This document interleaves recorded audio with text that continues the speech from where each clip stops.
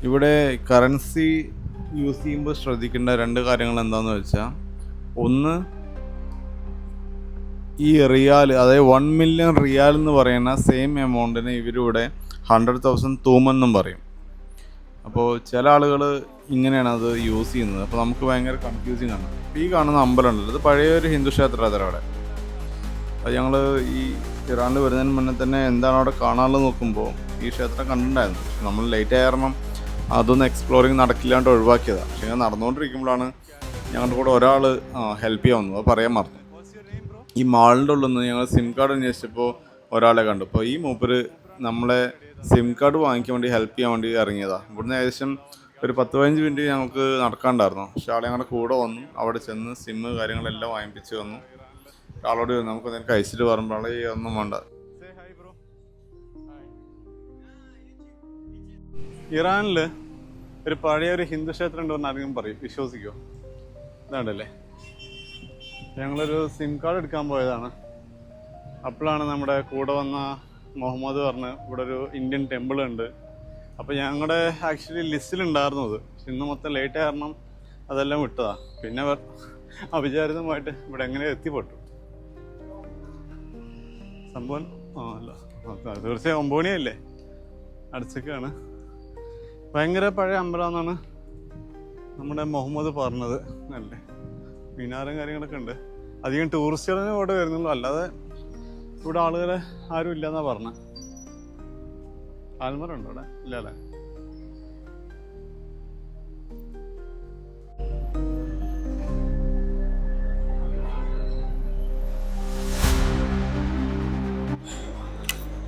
അങ്ങനെ ഇന്നത്തെ ആദ്യത്തെ ഫുഡാണിത് അല്ലേ. രാവിലത്തെ ഒരു ഉണക്ക പെന്നല്ല, ഉച്ചയ്ക്കുള്ള ഒരു ഉണക്ക പെന്ന് കഴിഞ്ഞിട്ട് അതിനുശേഷം ഇതൊക്കെ കഴിക്കുന്ന ആദ്യത്തെ സംഭവം ഇതാ.